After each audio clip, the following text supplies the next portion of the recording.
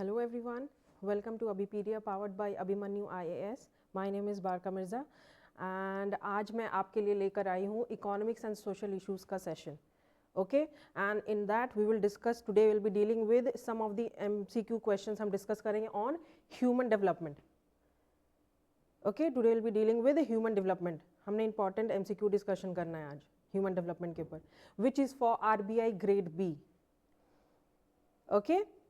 सो चलिए before we start मैं आपको बता दूं कि आरबीआई एग्ज़ाम पैटर्न के बारे में, आरबीआई ग्रेड बी का जो एग्ज़ाम पैटर्न है सबसे पहले हम उसके बारे में बात कर लेते हैं. Okay, so let's begin. First we have RBI exam pattern. Okay, RBI का जो एग्ज़ाम पैटर्न है उसको 2 फेजेस में डिवाइड कर दिया गया है. दैट इज फेज 1, 2 phases में, that is phase 1 and phase 2. okay, phase 1 का एग्जाम आपका है that is on 6th of March, है ना. एंड इसमें कितने सारे सब्जेक्ट्स हैं, कितने क्वेश्चंस आते हैं, इसमें टोटल टाइमिंग क्या है, आज हम सब कुछ डिस्कस करेंगे. ओके, तो चलिए देख लेते हैं. फेज 1 के अंदर टोटल सब्जेक्ट्स है 4 subjects. That is general awareness which have 80 questions.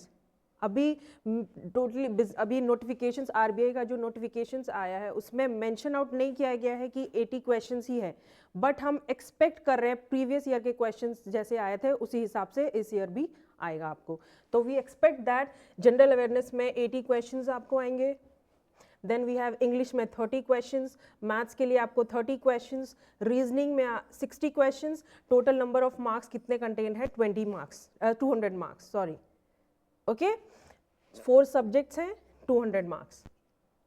Okay, and time कितना दिया गया है आपको 120 मिनट्स फॉर फेज 1.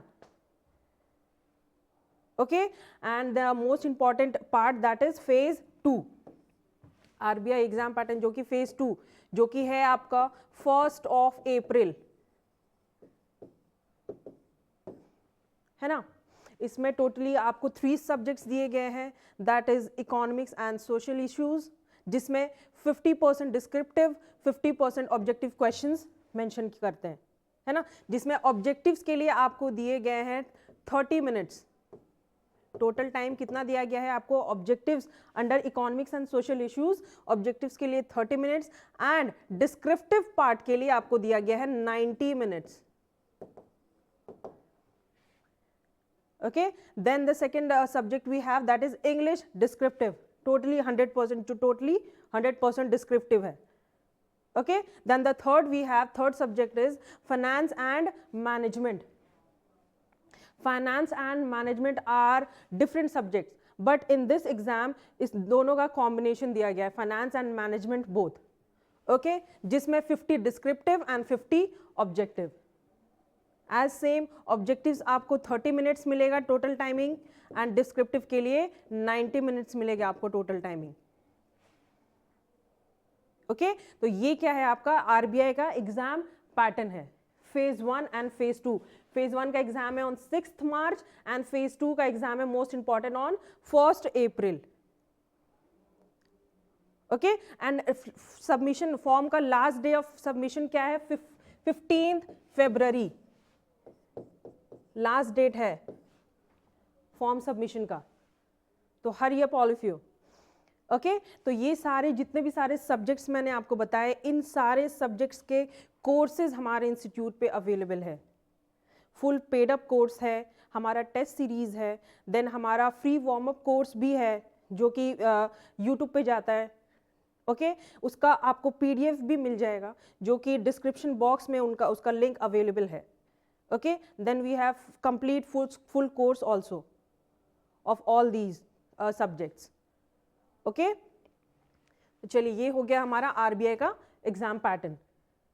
ठीक है, then we will discuss about the economics and social issues का हमारा जो सिलेबस है अंडर आरबीआई ग्रेड बी के हिसाब से जो नोटिफिकेशन में दिया गया है syllabus of economics and social issues, जो कि मैं पढ़ाने वाली हूँ.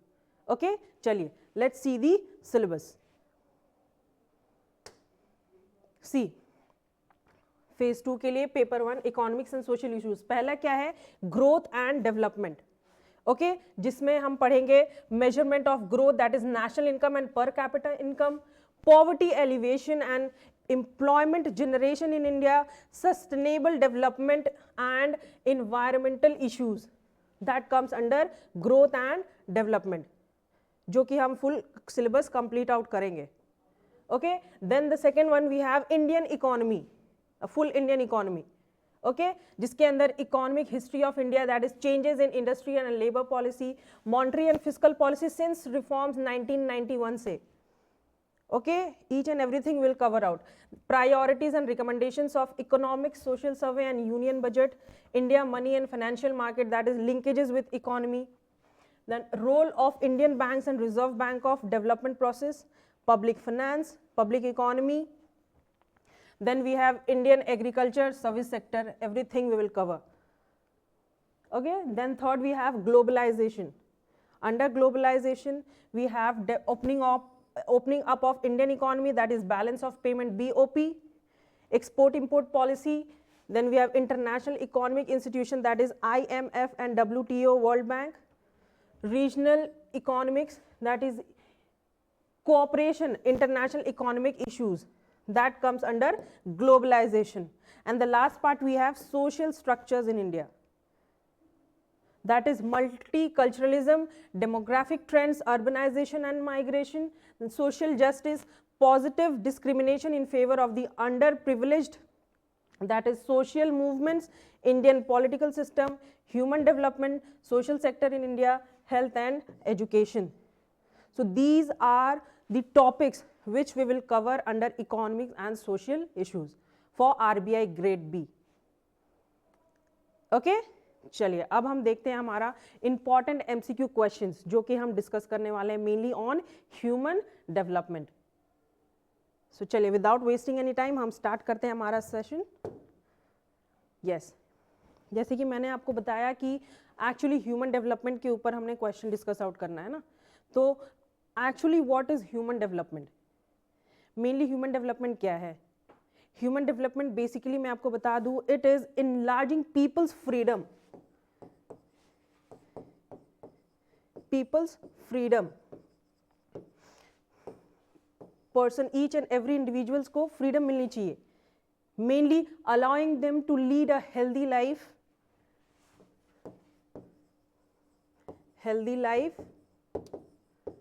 have decent standard of living,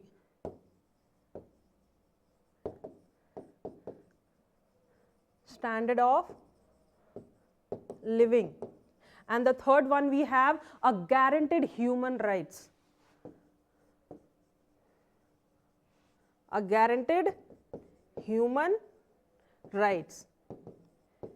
है कि नहीं?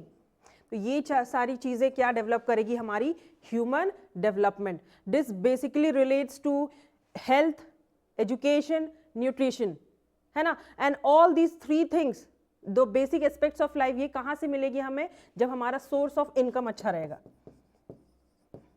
अगर हमारा सोर्स ऑफ इनकम अच्छा है तो हम उससे हमारा हेल्थ भी अच्छा रहेगा, एजुकेशन भी होगा, न्यूट्रिशन फैसिलिटी, सारी फैसिलिटीज हम अवेल कर सकते हैं. तो everything depends on the income. This is human development. Okay, तो चलिए हम डिस्कस करते हैं हमारा पहला question. The first question, okay, who among the following economists introduced the term human development? Option A, Mahbub al-Haq, B, Amartya Sen, C, Adam Smith, or D, both A and B. Read out the question carefully. You have 10 seconds with you. कौन से economist ने human development introduce किया था?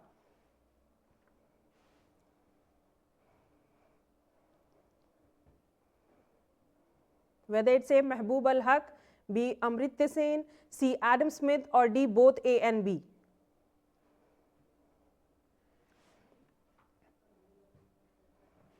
चलिए मैं आपको बता दूं, the correct option is both A and B. D, the correct option is D, both A and B. Mahbub al-Haq and Amartya Sen both. चलिए देख लेते हैं. See, in 1990 two economists, Professor Mahbub al Haq and Amritya Sen, introduced the concept of human development, है ना. Mainly क्या है, in 1990 onwards United Nations developed, that is UNDP, each year calculate human development index and publish as a report which is known as human development report. आप लोगों को पता है ना ह्यूमन डेवलपमेंट इंडेक्स जो रिपोर्ट आती है वो किन किन 3 चीजों पे आती है, that is life expectancy, education and per capita income, है ना. चलिए next question we have. Yes, consider the following statement regarding human development index. Okay, किसके बारे में क्वेश्चन आपको पूछा गया है, ह्यूमन डेवलपमेंट इंडेक्स कंसीडर करना है आपको. Okay, the first option is the human development index is a composite index that measures the average achievement in a country in 3 basic dimensions of human development. The second one we have, the basic dimensions are a long and healthy life, knowledge and decent standard of living. Okay, which of the following statement is or are correct? Whether A only 1, B only 2, C both 1 and 2 या फिर D neither 1 nor 2. क्या होगा इसका correct option?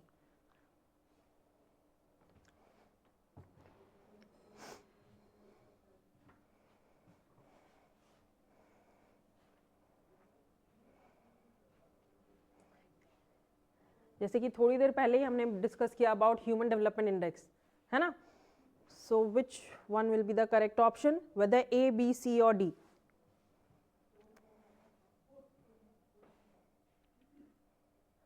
चलिए मैं बता दूं, the correct option is C, both 1 and 2, है ना. ह्यूमन डेवलपमेंट इंडेक्स एक ऐसा इंडेक्स है जो average achievements in a country in 3 basic dimensions found out करता है ना. ह्यूमन डेवलपमेंट रिपोर्ट आता है जिसमें healthy life, knowledge and standard of decent of living, standard decent या decent standard of living, both are included under human development index, है ना. चलिए देखते हैं. The correct option is C. The human development index is a composite index that measures the average achievement in a countries 3 dimensions. क्या क्या है वो 3 dimensions? healthy life, knowledge and a decent standard of living of the people in a country.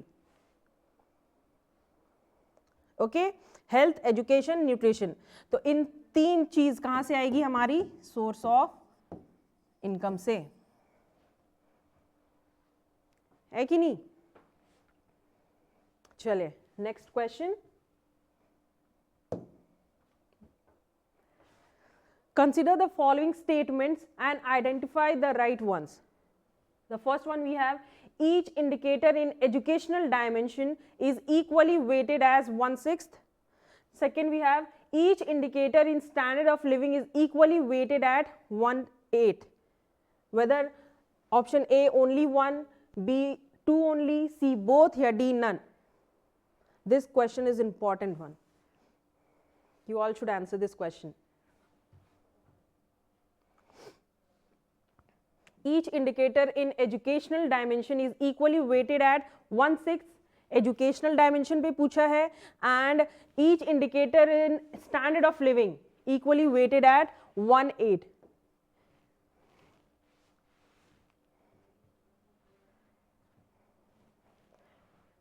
चलिए क्या होगा इसका correct option?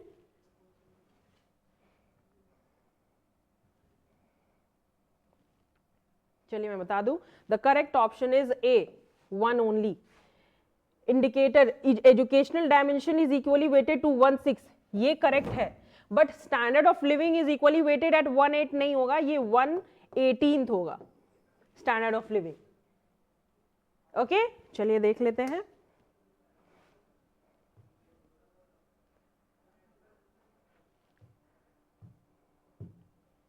While education and health dimensions measures each indicator is equal weight of 1/6.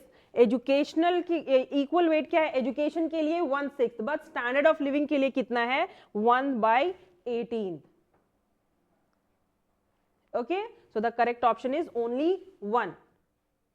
ठीक है, चलिए next question. Read out the question carefully, okay? Which one of the following officially proclaimed the gross national happiness, that is GNH, as the measure of the country's progress? Option A, Bhutan, B, Nepal, C, India, or it's D, Canada. Which of the following officially proclaimed the gross national happiness as a measure of country's progress, country के progress के लिए?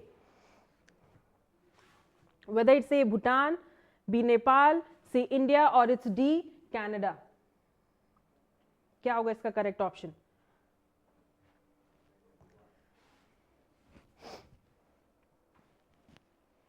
You have 10 seconds with you.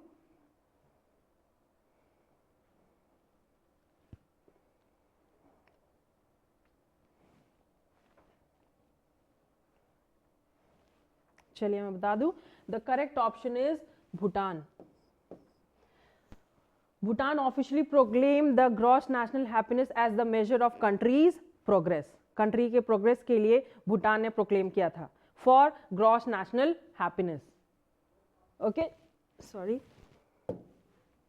See, actually, gross national happiness, Bhutan is only the country in the world to officially proclaim the GNH as the measure of the country's progress. है कि नहीं? ये क्या है actually? Gross domestic happiness is a philosophy that guides the government of Bhutan. Okay, it includes an index which is used to measure the collective happiness and well-being of a population. मतलब mainly country की progress कैसी होनी चाहिए, population मतलब standard of living of the people कैसे progress हो, health, education, पर capita income कैसे इंक्रीज होगी. अगर ये सारी चीजें इंक्रीज होगी तो हमारी पॉपुलेशन, नॉर्मल सी बात है, हमारी इकोनॉमी जो है that is gross domestic happiness which is mainly progress for the economy, वो भी इंक्रीज होगी, है ना. Well-being of a population, gross national happiness index is an instituted as the goal of government of Bhutan in Constitution of Bhutan enacted on 18th July 2008. ये law कब पास हुई थी? On 18th July 2008. That is gross national happiness, mainly for the progress of the country or economy. Okay? चलिए, कोई भी problem है, कोई भी इशू है, प्लीज मुझे क्वेश्चन के थ्रू, कमेंट के थ्रू पूछिए, मैं आपको आंसर प्रोवाइड करूंगी. ओके, तो चलिए next question. Which of the following is or are considered as the indicators of human development? Human development का इंडिकेटर कौन कौन सा है? Whether it's A HPI1, GEM, C, GDI, or it's D, all of the above. Indicators of human development index.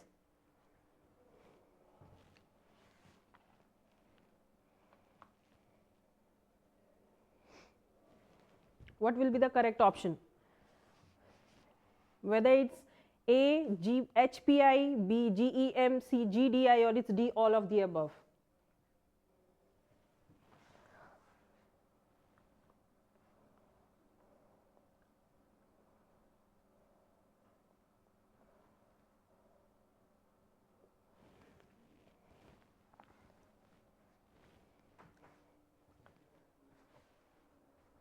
चलिए मैं बता दूं, the indicators of the human development is D, all of the above. That is HPI, Human Poverty Index for developing countries.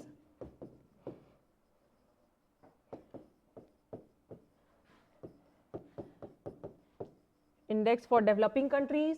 Then we have GEM, Gender Empowered Measurement.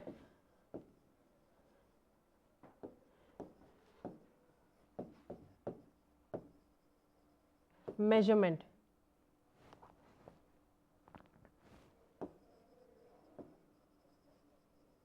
Then we have GDI, Gender for Developing, Gender for Development Index.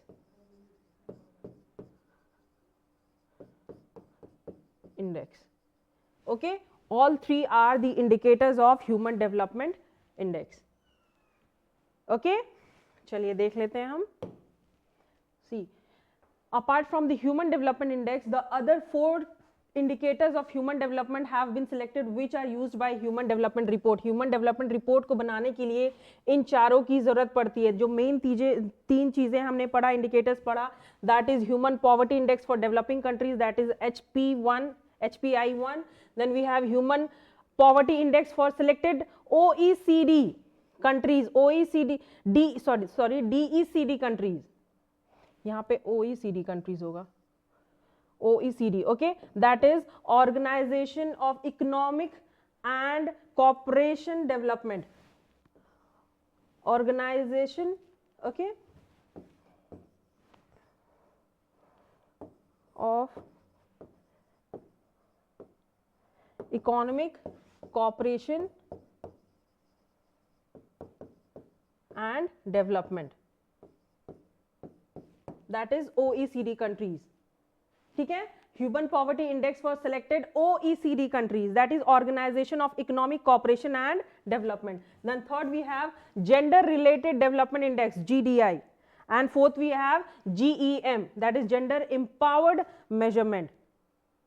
है ना, empowered मतलब क्या हो गया, authority या power to do something, और we can say power to do something, है ना. तो ये क्या है, indicators of human development index. Okay, चलिए next question. Which of the following indicators of human developments are calculated 3 dimensions? जैसे कि हमने थोड़ी देर पहले ही पढ़ा. This one is an easy one, so you all should answer. Okay, which of the following indicators of human development are calculated 3 dimensions? 3 dimensions calculate कौन कौन करते हैं? Whether it's 1 HPI1, B HPI2, the third one we have GEM, that fourth one we have GDI, or fifth one we have HDI. Codes are A 1, 2 and 3, B 1, 4 and 5, C 3 and 4, या फिर D all of the above. 3 dimensions पूछा गया है आपको. Okay,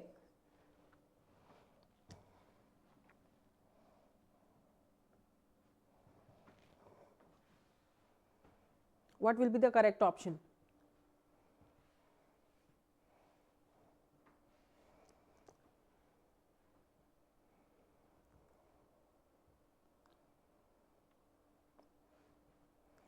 चलिए मैं आपको बता दूं, the 3 indicators, the 3 dimensions are, and option, the codes is, option answer is B 1, 4 and 5.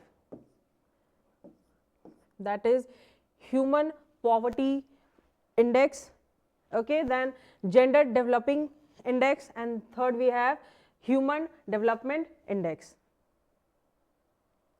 Okay, the 3 dimensions.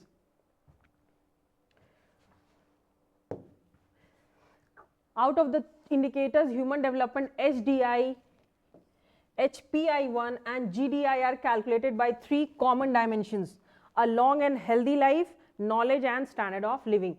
इन तीनों चीजों से हमें पता चलता है एक्चुअली ह्यूमन डेवलपमेंट रिपोर्ट, है कि नहीं. Long and healthy life, that is life expectancy और health, education and standard of living, decent standard of living. Okay, चलिए next question.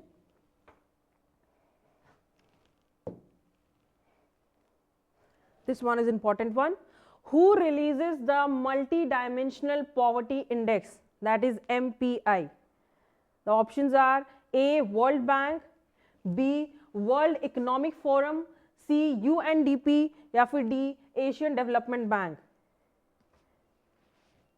Read out the question carefully. Okay, who releases the Multidimensional Poverty Index MPI? कौन release करता है? Whether it's A world bank, B world economic forum, C UNDP और it's D Asian development banks.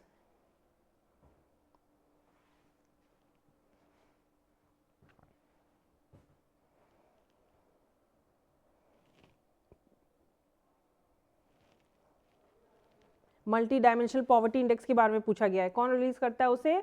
The correct option is C UNDP, that is United Nation Development Program. United nation development programme, है ना, UNDP releases the multinational poverty index. Okay, let's see. The United Nations Development Program UNDP is the UN's global development network. ये UN का United Nation का global development network है, advocating for change and connecting countries to connect. किन किन हिसाब से countries को connect रखती है? Knowledge, experience and resources to help people to build a better life. Knowledge, experience and resources. इन तीन चीजों से ये the united nation development programme बनाया जाता है कि कंट्रीज को कैसे कनेक्ट रखना चाहिए globally with knowledge, experience and resources for a better life. The global multi dimensional poverty index measures the complexities of poor people lives individually and collectively each year. हर साल, ठीक है, पुअर पीपल जो under poverty line रहती है तो उनको उनकी प्रोग्रेस के लिए इकोनॉमी में क्या क्या मेन चीजें ग्लोबली किस चीजों से कनेक्ट रहनी चाहिए? Knowledge, experience and resources to have a decent standard of living of the people for the progress of the economy, है ना. तो मेन चीजें फोकस किस पे करती है? This report focuses on how multi dimensional poverty has decline. Poverty line को कैसे डिक्लाइन करना है. Mainly this जो report है that is multi-dimensional poverty index mainly focuses on poverty. ठीक है. It provides a comprehensive picture of global trends in multi-dimensional poverty covering 5 billion people. कितने people cover करती है? 5 billion people. कि poverty line mainly poverty line से हटना है, reduce poverty line को कैसे reduce करना है. Okay. चलिए, the next question we have, consider the following reasons which are responsible to keep India at the bottom of human development. Read out the question carefully. Okay, consider the following reasons. कौन कौन से ऐसे reasons है जो कि responsible है India at the bottom of the human development. The first one is A, rapid increase in population. B, large number of adult illiterates and low gross enrollment ratio. या C, inadequate government expenditures on education and health. Which of the following statement is or are correct? Whether it's A, only one, B, two, C, both 1 and 2, या फिर D, neither 1 nor 2. Question को अच्छे से पढ़िए, उसके बाद try to solve it out.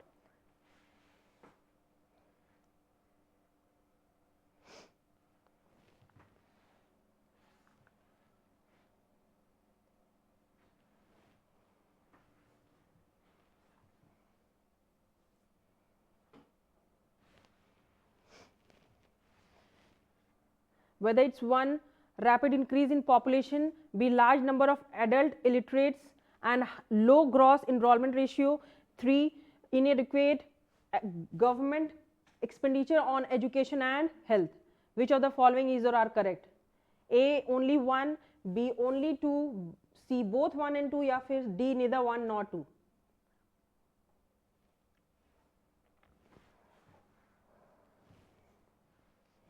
चलिए मैं बता दूं, the correct option is C, both 1 and 2. ऐसे तो तीनों ही है, बट क्वेश्चन में यहाँ पे मोस्ट बॉटम, जो बॉटम एकदम नीचे उस लाइन पे ह्यूमन डेवलपमेंट रिपोर्ट कैसे इंडिया का कौन सा मेन वजह है जिसके कारण इंडिया बॉटम में है human development. Okay, so the correct option is C, both 1 and 2.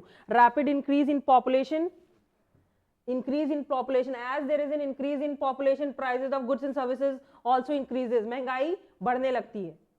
Okay, then second one we have large number of adult illiterates.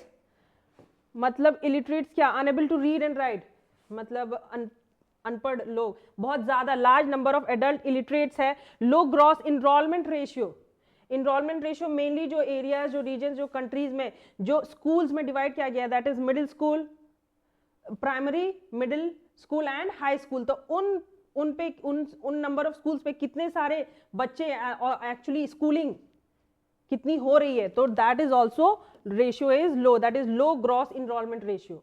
And inadequate government expenditure on education and health. Inadequate मतलब क्या हो गया? Insufficient.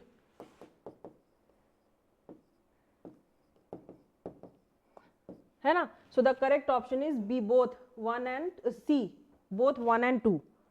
Okay, ऐसे तो बहुत सारे reasons हैं, चलिए देख लेते हैं हम. The first one we have, जैसे कि हमने पढ़ा, rapid increase in population. The second one we have large number of educated illiterates and low gross enrollment ratio. Then the third one we have high dropouts rates, जो fluctuations, जो movement होती है, prices, महंगाई, ups and downs. Okay, then fourth we have inadequate government expenditure on education and health, lack of government expenditure on education and health, insufficient. And the last one we have very poor sanitation facilities and low access to essential life saving medicines. So these are the reasons जो कि India हमारे human development bottom line पे है. Okay, समझ में आ रहा है ना आप लोगों को? कोई भी प्रॉब्लम है, एनी प्रॉब्लम, एनी क्वेरी, कोई भी प्रॉब्लम हो, प्लीज मुझे क्वेश्चन के थ्रू कमेंट कीजिए, मैं आपको आंसर प्रोवाइड करूंगी. Okay, so don't get confuse. चलिए नेक्स्ट क्वेश्चन हम देखते हैं हमारा. या ठीक है, important one. Okay, as per the National Human Development Report of India, which of the following states ranked top in the list of consumption based HDI for the year 2014-15? 2014-15 का आपको पूछा गया है. State top ranked in the list of consumption based of Human Development Index. Okay, for the year 2014-15. Option A, whether it's Gujarat, B, Kerala, C, Andhra Pradesh, or it's D, Punjab. As per the National Human Development Report, National Human Development Report के हिसाब से कौन सी state है जो top की है rank में in the list of consumption based HDI for 2014-15? You have 10 seconds. चलिए try to solve it out. Whether it's A, Gujarat, B, Kerala, C, Andhra Pradesh, or it's D, Punjab.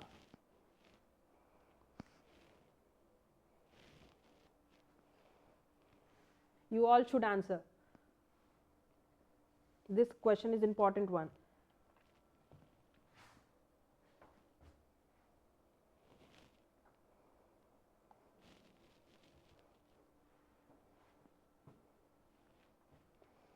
चलिए मैं बता दूं, as per the National Human Development Report of India, Kerala, the correct option is Kerala is a state ranked top in the list of consumption based human development index for the year 2014-15. 2014-15 के हिसाब से top rank कौन है?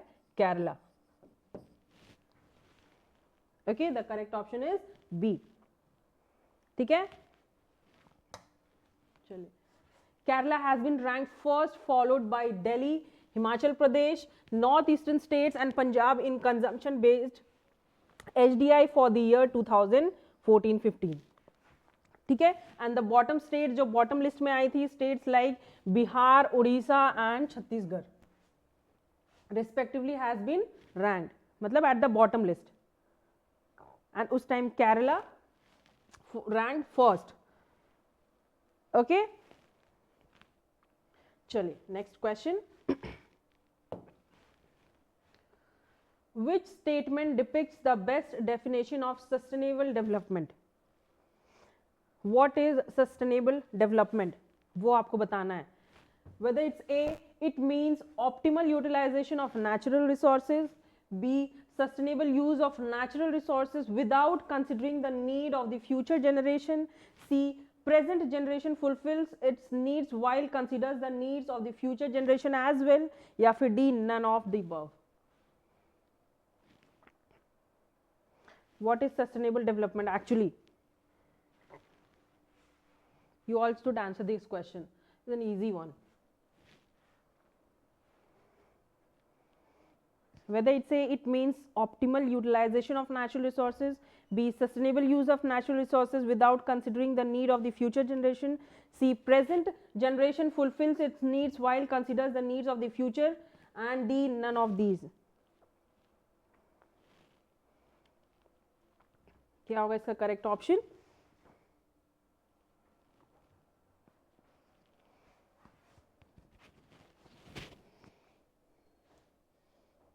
चलिए मैं बता दूं, the correct option is C,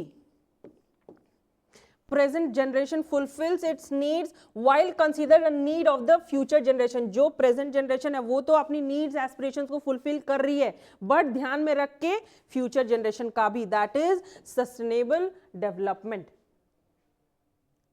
okay, so the correct option is C.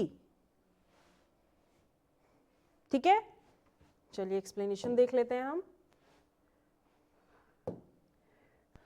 C, sustainable development is the organising principle for meeting human development goals. Main aim क्या रहता है? To meet the human development goals, actually to satisfy the needs, wants and aspiration of the people, है ना, allowing them to lead a healthy life, allowing them to have a decent standard of living, है ना, while simultaneously sustaining the ability of natural systems to provide the natural resources and ecosystem services on which the economy and society depends. The economy and society totally depends on the ecosystem services, जो कि naturally service, natural system जो कि mainly बनाया गया है mainly for the economy and the society, जो कि economy and society totally depend रहती है।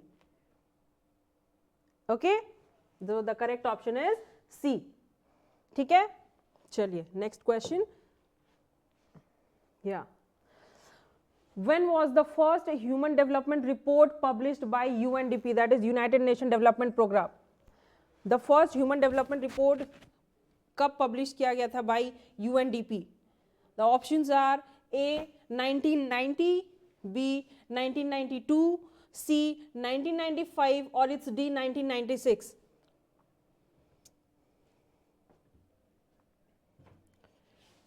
ह्यूमन डेवलपमेंट रिपोर्ट कब पब्लिश की गई थी by UNDP, that is united nation development programmes?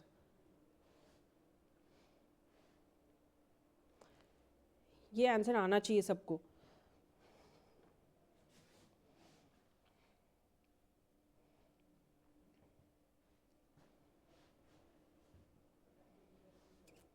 whether it's A 1990, B 1992, C 1995 or it's D 1996।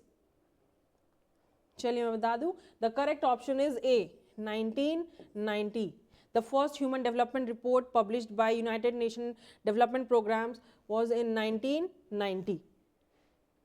Okay, चलिए देख लेते हैं हमारा एक्सप्लेनेशन।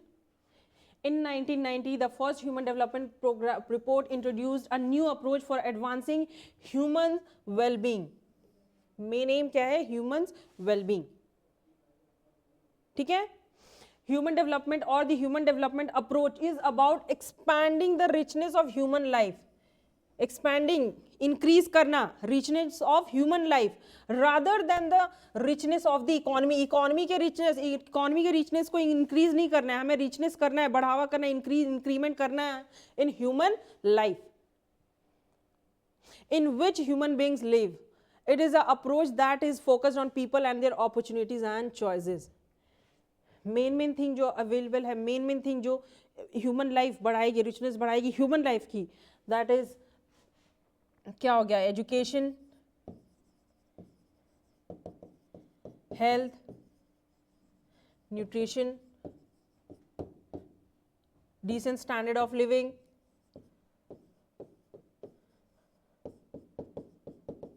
है ना। एंड ये सारी चीजें कब मिलेगी? जब हमारे पास सोर्स ऑफ इनकम अच्छा रहेगा।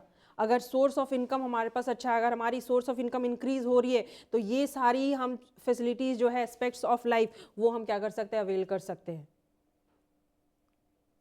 ओके, तो फर्स्ट हम हुई थी हमारी 1990 में the first human development report.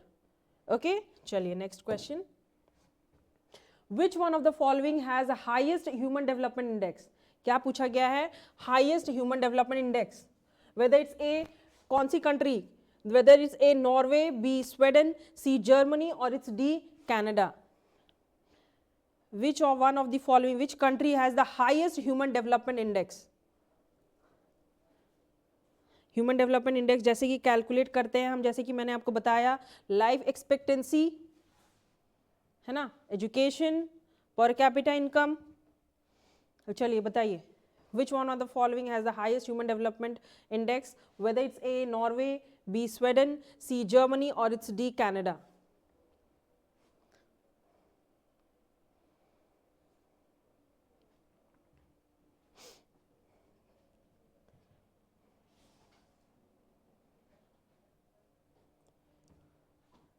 चलिए, the correct option is A, Norway.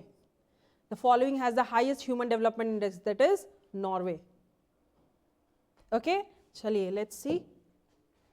The human development index is a composite index of life expectancy, education and per capita income, enrollment ratio at different levels and net attendance and per capita income indicators.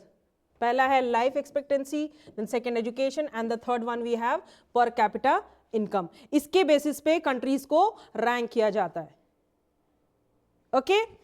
A country sources a higher HDI when the lifespan is higher, education is higher and gross national मतलब per capita income अगर higher है उस हिसाब से country को rank किया जाता है.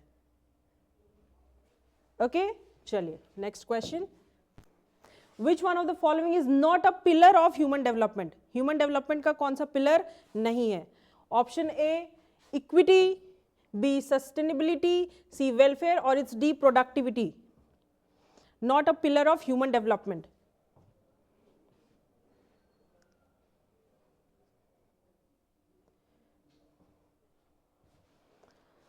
Whether it's A, equity, B, sustainability, C, welfare, or it's D, productivity. You have 10 seconds. जल्दी जल्दी फटाफट आंसर कीजिए. Easy question है. चलिए मैं बता दूं. The correct option is C, welfare is not a pillar of human development. Equity है, sustainability है, then empowerment है, and then productivity. Okay? Welfare नहीं है. ठीक है, चलिए देख लेते हैं. Human development has 4 essential pillars: equality, sustainability, productivity and empowerment. Power to do something, ability to do something, या authority to do something. Okay? It regards economic growth as essential but emphasizes the need to pay attention to its quality and distribution, analyzes at length its link with human lives and question its long-term sustainability. Human life, उसकी life expectancy कितनी है? Okay, but welfare is not a part of, not a pillar of human development. It's an empowerment. Okay, चलिए next question. Capability approach associated with option A, Professor Amritya Sen, B, Dr. Mahbub al Haq, C, Carl Ritter, or it's D, Retzel. Capability approach किसने दिया था? Whether it's A, Professor Amritya Sen, B, Dr. Mahbub al Haq, C, Carl Ritter, or it's D, Retzel. Question को पढ़िए अच्छे से and try to solve.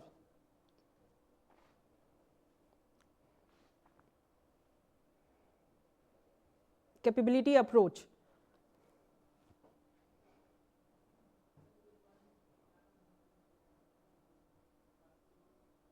चलिए मैं बता दूं. The correct option is A. Professor Amritya Sen ने दिया था हमारा capability approach. Okay, let's see. The capability approach was first articulated by the Indian economist and philosopher Amritya Sen in the 1980s and remains most closely associated with him. Mainly focuses किस पे है? On the quality of life that individuals were actually able to achieve. Mainly है the decent standard of living, the quality of life that comes under capability approach. Okay, चलिए हमारा last question. See, what is the rank of India in the Human Development Index 2018? Okay, 2018 के हिसाब से हमारा what is the rank of India? India का क्या rank था in the Human Development Index in 2018? Okay, whether it's A 142, B 136, 140 or 130.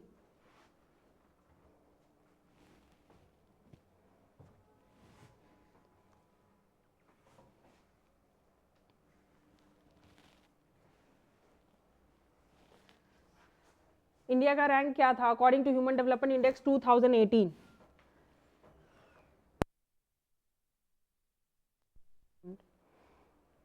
The correct option is, चलिए मैं बता दूं, the correct option is D, 130 is the rank of India in the Human Development Index 2018. Okay, चलिए देखते हैं. India's HDI value for 2019 is 0.645, which put in the medium human development category. But in 2018, India का rank कितना था? 130. Okay, in 2018, 130 rank था in the Human Development Index. Okay. So yes, आज का हमारा सेशन यहीं पे ओवर होता है. आई होप आप लोगों को समझ में आया होगा. कोई भी प्रॉब्लम है, कोई भी क्वेरी, आप प्लीज़ मुझे क्वेश्चन के थ्रू पूछिए, मैं आपको आंसर प्रोवाइड करूंगी. एंड जैसे कि मैंने आपको बताया हमारे कोर्सेज के बारे में, हमारे कोर्सेज जैसे कि अवेलेबल है हमारे इंस्टीट्यूट पे, पेड कोर्सेज है, फ्री वार्म अप कोर्स है जो कि यूट्यूब पे अवेलेबल है, ऑन है, एंड उसका PDF भी आपको मिल जाएगा जो कि डिस्क्रिप्शन बॉक्स पे उसका लिंक दिया हुआ है. हमारा टेस्ट सीरीज है, देन हमारा फुल कंप्लीट कोर्स भी अवेलेबल है. Okay, so avail it. तो आज का सेशन हमारा यहीं पे ओवर होता है. Thank you everyone.